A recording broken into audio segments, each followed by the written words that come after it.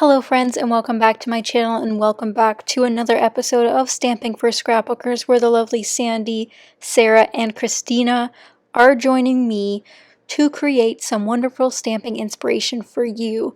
This particular episode is revolving around geometric shaped stamps, and luckily for me, I have a geometric set in my stash for my How to Kill a Kit with Style kit for the month of September.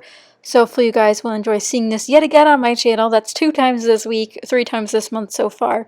But I do use it in a slightly different way this time.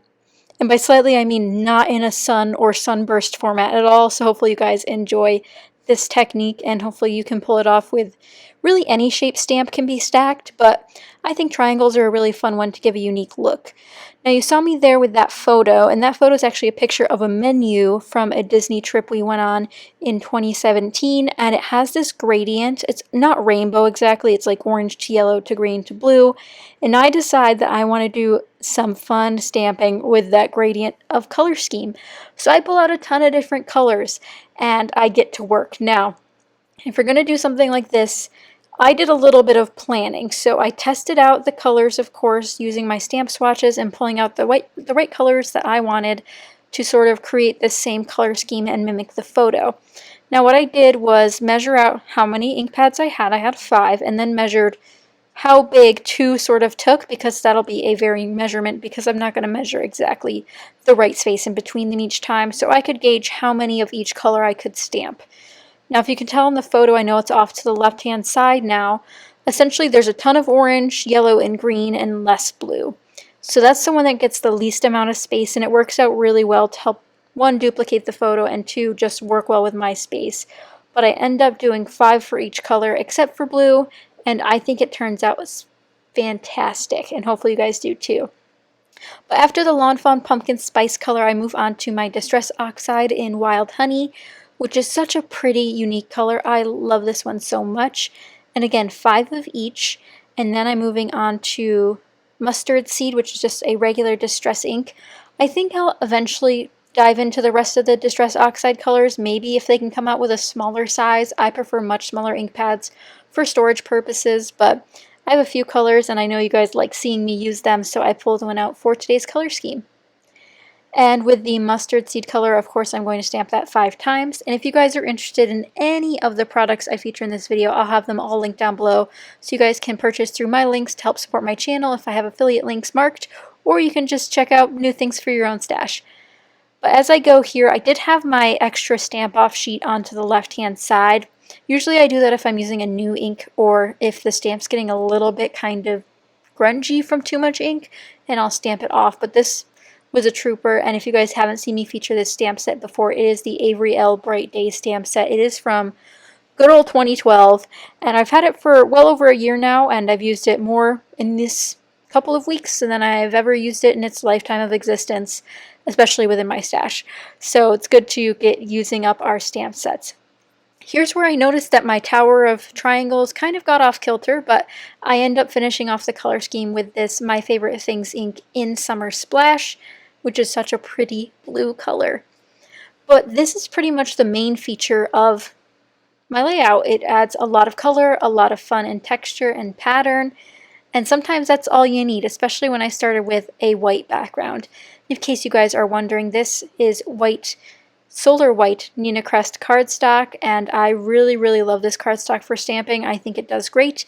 There's tons of different types out there, but I think this one does pretty well with the majority of the inks that I have. And you will notice that the normal Tim Holtz Distress inks kind of do have a blotchy look, but that's to be expected with them. And I don't mind the disparities between different types of inks when stamping them in like a rainbow order like this. Now the fun part, where you get to see me try to put together the color scheme I just stamped into paper. Oftentimes I usually start with paper and then match colors via inks or embellishments, but this time it was the opposite. I started with inks to build my background, and now I need to figure out the rest of the color scheme just out of my stash, because my How to Kill a Kit with Style for this month didn't really fit the rest of this color scheme. So I opted to go with a lot of papers from this really old Colorbach Carnival paper pad. Now these are those super uber thin papers. I don't recommend them unless you like a lot of layers and don't mind thin paper. I mean, I really don't mind thin paper, especially when it comes to layering. Sometimes it helps to add additional layering. But if you guys have not checked out the rest of the episodes of the Stamping for Scrapbookers series, I'll have my playlist linked down below, and make sure you check out each of the other ladies participating linked down below, because we've all got some grand ideas throughout this series, and hopefully you guys have enjoyed seeing us use our stamps so far throughout this year, because it's been super fun, and I know that I've been doing a ton more stamping this year because of the series I'm a part of, and it's been really fun to explore stamp sets that I don't use, like the one in this particular video, or ones that I know and love and try to use in different ways. So here I start by layering 2 different pattern papers beneath my photo, starting with a plainer pattern that reads as a solid, which was that yellow with the dot sort of, actually it's more of a chevron than a dot, isn't it? I thought I picked out the dot, but that's not the case. Then I did the teardrop one, and now I'm doing the orange slice one. And I did pull out this blue paper from Bo Bunny, and that is a lovely, lovely collection that I adore, but I ended up not going with it. I just thought that the vertical stripes were too much for this particular design, and then I just somehow, the rest of the embellishments somehow fall into place. I really struggled though, because I don't often scrapbook with this many colors and this defined of a color scheme. To have 5 colors to consider was really hard for me. Usually I focus on 2 or 3. I'm not an all the colors kind of person, but it looks so good, and I know my friend Sandy does all the colors, and actually I think Sarah and Christina both do too. If you guys love colors, definitely go check them out. They make some wonderful, wonderful, colorful layouts. And I'm going to commit to where my photo goes here, but then I struggle to put some washi tape underneath it. And I do love myself some washi tape, but it was kind of hard to pick some colors to go on this particular page, because again, 5 color schemes. Normally I have like 1 accent color, 1 main color, and 1 like contrasting color to work with. But luckily I did have a wonderful multicolored washi tape that had blues and oranges and some greens. So I covered a majority of them, and I put that on the vertical on the right hand side, and then just a light blue little speckled type of washi tape on the bottom there. For my title, I pull out a Fancy Pants puffy sticker that says Delight, and then I use, from my How to Kill a Kit with Style kit for this month, a die cut that says, or stickers that say in food, so the title reads Delight in Food, and then I put a die cut down here, which is again from my kit, and that says Tasty Stuff, which I've been dying to use on a food layout because I think it's so funny to say tasty stuff. I don't know, the word tasty just is weird to me.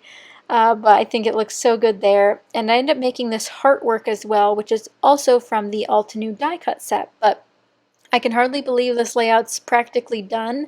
It definitely didn't take me that long. Sometimes people think stamping will take a very long time. This stamping, although it's sped up here, only took me about 8 minutes total, and that's a ton of stampage right there. That's a lot more stamping than I normally do. But I'm really pleased with how it turned out, and I hope you guys enjoyed it too. If you did enjoy, be sure to give it a thumbs up and subscribe. Of course, I have to add some finishing touched enamel dots because that's how we roll. But be sure to check out everyone else linked down in the description down below, as well as the additional playlists for previous episodes and ways you can continue to educate yourself and take action to make the world a better place. But thank you guys so much for watching. I do truly hope you enjoyed the geometric theme for this month, and I had a lot of fun with it, and I'm so glad I had a stamp set already in my kit for it.